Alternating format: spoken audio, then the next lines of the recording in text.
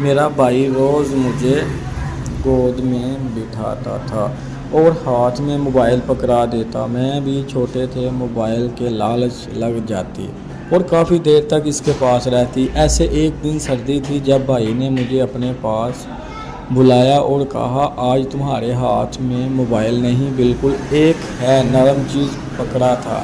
جب میں نے وہ نرم چیز پکڑائی تو میرے رونگٹے کھڑے ہو گئے، کیونکہ اتنا بڑا تو میں نے زندگی میں میرا بھائی اکثر مجھے بہانے سے اپنے پاس بلاتا اور جگہ جگہ سے چھونے کی کوشش کرتا۔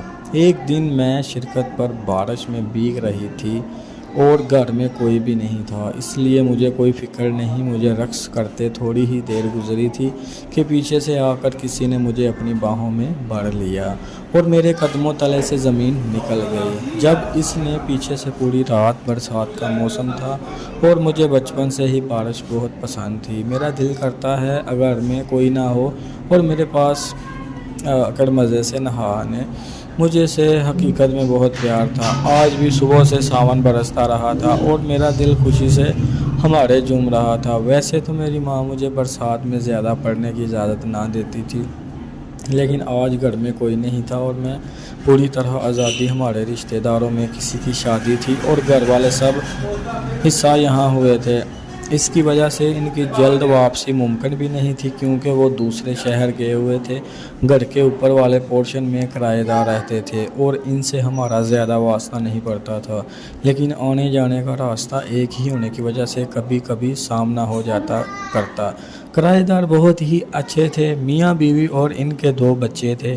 گھر کا مین گیٹ کھلا ہی رہتا ہے۔ جانا تھا، میں نے سوچا کہ بارش میں دیکھنے کے لیے شرط پر چلی جاتی ہوں، لیکن گھر میں کا مین گیٹ کھلا تھا، اس لیے میسج کر رہی تھی کافی دیر اپنے حال پر قابو پانے کے لیے۔ بعد آخر میرش دیکھ کر کوئی کتاب ہوگی اور میں نے دروازہ بند کرتے ہوئے شخص پر جانے کا فیصلہ کر لیا۔ تیزی سے سیڑھیاں چڑھتی ہوئی چھت پر آئیں اور دیواروں کی طرح بارش میں بھیگنے لگے۔ میرے کپڑے بارش کے پانی سے جسم پر چلے گئے اور میں دوپٹے سے بے نیاز بارش کی دھن میں رقص کرنے میں مصروف تھی۔ جیسے بارش کی شدت میں اضافہ ہو رہا تھا، میرے بھی تیزی آتی جا رہی تھی۔ میرے بال گیلے ہو کر میرے چہرے سے چپک گئے تھے اور بارش اتنی تیز ہو رہی تھی کہ مجھے سامنے کا کچھ بھی دکھائی نہیں دے رہا تھا۔ ابھی مجھے بارش میں بھیگتے ہوئے کچھ ہی دیر گزری تھی کہ ایسا محسوس ہوا جیسے کوئی میرے پیچھے کھڑا ہو، اور اس سے پہلے کہ میں پلٹ کر دیکھ لیں، کسی نے مجھے اپنی باہوں میں پوری طرح قید کر لیا تھا۔ میں بارش میں بھیگ کر بے حجاب ہو رہی تھی۔ میں نے خود کو چھڑانے کی بہت کوشش کی، لیکن ناکام رہی۔ اتنی بارش میں تو میری چیٹ کھیلنے کی آواز بھی دے گئی تھی اور جو کوئی بھی تھا میرے اکیلے پن کا پوری طرح فائدہ اٹھا رہا تھا اور اس کے ہاتھ میرے پورے جسم کی نوچ رہے تھے۔ میں کچھ بھی سمجھ نہیں پائی تھی اور مجھے پر پوری طرح حاوی ہو چکا تھا۔ میں نے خود کو بچانے کی ہر ممکن کوشش کی، لیکن نہ بچا سکی۔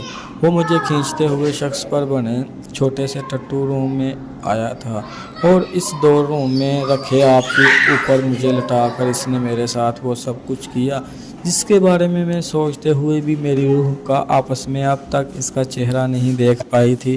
وہ میرے ہاتھوں کو میری کمر کی طرف لگائے پوری طرح میرے جسم کو اپنے دانتوں سے دھڑک رہا تھا۔ مجھے نہیں چست لباس پہننے کا شوق تھا اور بارش میں بھیگ کر میرے لباس اور بیجیں سے چپک گیا تھا اور اس لیے فوراً ٹوٹ گیا۔ میں درد کی شدت سے تڑپ رہی تھی۔ شاید ایسے شخص کو میرے تڑپنے پر مزہ آ رہا تھا۔ جس قدر میرے منہ سے درد بھری آواز نکلتی ہے، وہ اس قدر تیزی سے اگلی دفعہ مجھے اپنا نشانہ بناتا۔ تھوڑی ہی دیر میں مجھے وہ پوری طرح برباد کر چکا تھا اور جیسا ہی میری نظر اس کے چہرے پر پڑی تو یہ دیکھ کر میری جان ہی نکل گئی، کیونکہ وہ غیر کوئی نہیں تھا۔ جاتے جاتے اس نے مجھے دھمکی دے کر کہا کہ اگر یہ بات میں نے کسی کو بھی بتائی تو وہ مجھے ہی اس کام کا قصوردار ٹھہرائے گا۔ میں جو بہت خوش سے شخص پر رقص کرنے کے لیے آئی تھی، اب پوری طرح برباد ہو کر اسٹور روم میں پڑی ہوتی۔ اور بربادی پر رونے کے بعد جب میں نے خود پر نظر ڈالی تو میں شرم سے پانی پانی ہو گئی۔ میرے جسم پر لباس جگہ جگہ سے پھٹ چکا تھا تو میرا تمام جسم نمایاں ہو رہا تھا۔ اس شخص کے دانتوں کے نشان میرے پورے جسم پر واضح ہو رہے تھے۔ پھر جب میں نے اپنی اصل جگہ کو دیکھا تو میری روح کانپ گئی، کیونکہ نیچے سے خون۔ دوستوں، کہانی سے فل مزہ لینے کے لیے ویڈیو کو آخر تک دیکھیے گا۔ میرا نام پروین ہے اور میں 16 سال کی۔ میری بڑی بہن کی شادی کو کافی عرصہ ہو گیا تھا۔ ہم جس گھر میں رہتے تھے وہ 2 پورشن پر اصلی افغان اوپر والے پورشن کو کرائے دے دیا۔ ہم جس علاقے میں رہتے تھے یہاں آبادی دور دور تھے، ہمارے قریب کوئی گھر نہیں تھا۔ کرایہ دار کی عورت کافی دوست یہ ہو گئی تھی۔ وہ بہت اچھی عورتیں اور کامیابی بہت اچھا تھا، اس لیے ہمارا آنا جانا لگا رہتا تھا۔ ویسے بھی ہمارے گھر کا داخلی دروازہ ایک ہی تھا۔ اندر آنے کے بعد اندر وہ 2 حصوں میں ہو جاتا تھا۔ کبھی میرے ماں باپ نے بھی ان کے پاس آنے جانے میں کوئی روک ٹوک میں ہم بالکل ایسا ہی رہتے تھے جیسے ایک خاندان۔ کرایہ دار کی بیوی شازیہ سے میری اچھی دوستی تھی۔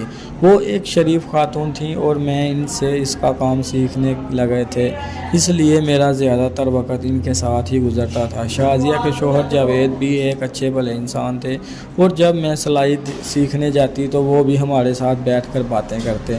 جاوید بھائی سے میری ہنسی مذاق بہت زیادہ تھا۔ وہ ایک اچھا انسان تھا جو بہت خوش اخلاقی سے پیش آتے اور میرے عجایہ تینوں کر میرے آگے پیچھے گھومتے۔ میں بہت زیادہ فیشنیبل تھی، اس لیے ہر وقت میرے بال کھلے رہتے ہیں۔ میں اس گہرے گلے پہنے کر اس سے گھومتی۔ جاوید بھائی اکثر میری تعریف کرتے کہ میں بہت زیادہ خوبصورت اور پھول ہوں۔ پھول جیسی جاوید بھائی کی مدد سے اپنی تعریف سن کر باغ باغ ہو جاتے، کیونکہ میں عمر کے اس حصے میں تھی جہاں کسی بھی مرد کی تعریف بہت زیادہ معنی نہیں رکھتی ہے۔ شازیہ باجی اکثر اپنے مائکے رہنے کے لیے جاتی تو میں ہی جاوید بھائی کو کھانا وغیرہ پہنچا دیا کرتے۔ شازیہ باجی کی غیر موجودگی میں تو جاوید بھائی میری حد سے زیادہ ہی تعریف کرتے اور مجھے اس بیٹھے بٹھائے رکھے۔ میرے ابا کا تو نوکری پیشہ تھا اور امی بھی شوگر کی مریض تھی۔ گھر کے تھوڑے بہت کام کاج کے بعد وہ اپنے کمرے میں ہی آرام کرتی تھی۔